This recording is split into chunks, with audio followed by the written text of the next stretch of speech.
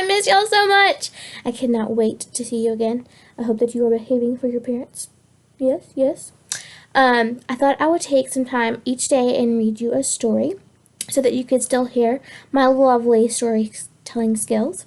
So today I thought we would start with a chapter of our favorite book, Junie B Jones. Last we read, Junie B was wanting the star position of the play, and so she had come up with a bunch of facts about Christopher Columbus. I'm going to keep reading as we go from there. Room 1 kept on telling him facts, and Mr. Scary kept writing them on the board, until finally we had told him every fact in the book. Then, that's when the funnest part of all happened, because Mr. Scary walked around the room and he counted how many facts each of us had listed on our papers. And wait till you hear this. He said, "We have a tie," because me and my best friend Jose both had 18 facts. We jumped out of our seats and gave each other a high five. Then I skipped around my desk very joyful. Plus also I skipped to the pencil sharpener and back.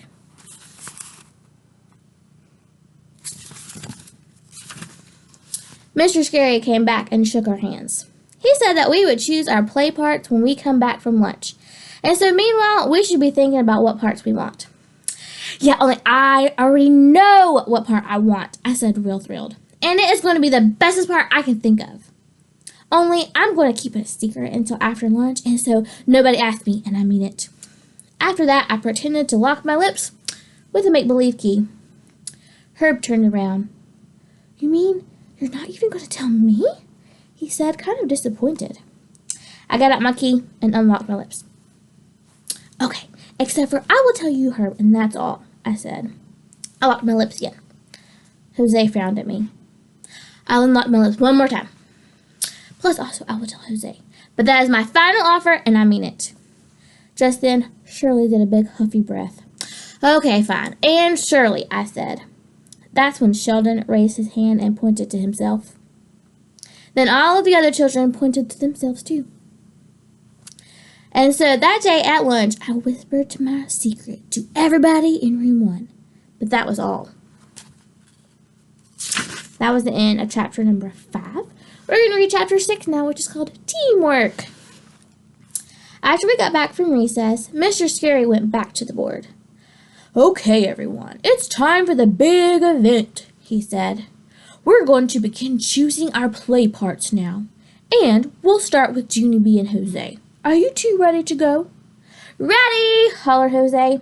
"Ready!" I hollered. And guess what else, Mr. Scary? I'm even going to let Jose go first, because that would be very polite of me, I think.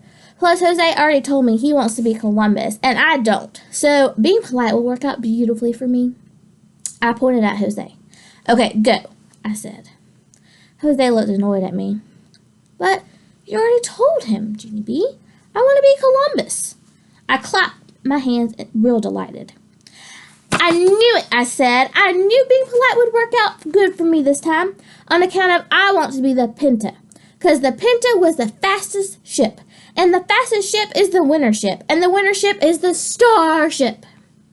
I skipped to the pencil sharpener and back again. Mr. Scary said, "Please stop doing that." "Being the Pinta is fine, Junie B," he said, "but you do understand that our ships will not be racing, right? All 3 of our ships will be arriving together." I did a little frown. "Yeah, well, that's not how I exactly pictured it in my head," I said, "because the race will be more exciting, I think. And so maybe I will arrive just a little bit first, like an inch or a foot or half a foot probably." Mr. Scary shook his head no. "This play is not about stars or winners. It's about teamwork," he said. "You are more than welcome to be the Pinta, Junie B, but you can't arrive before the other ships. Got it?" I did a big sigh. "Got it," I said, kind of glum. Mr. Scary wrote my name next to Pinta. Then he called on the other children to choose their play parts too.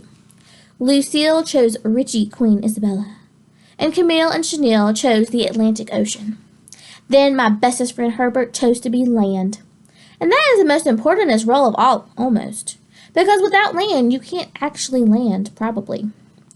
After Herb, lots of other children picked their parts too. Then finally it was May's turn. May had to go last because all of her facts were about the Mayflower and not about Columbus. She stood up very grouchy.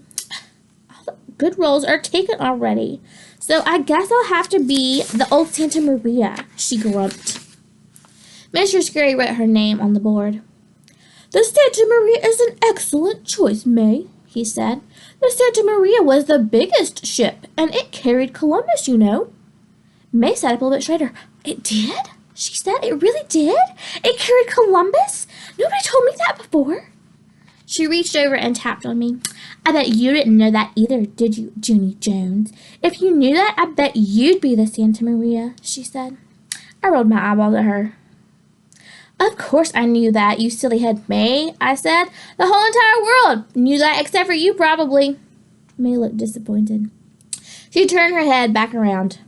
I waited for a second to make sure she wasn't looking. Then I slumped down in my chair and I tapped my fingers very annoyed. Because guess what? I didn't know that. That is the end of Chapter 6. Tomorrow I'll read Chapter 7 to you, which is called Shipbuilding.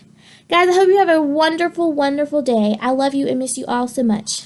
Hugs and kisses. Bye.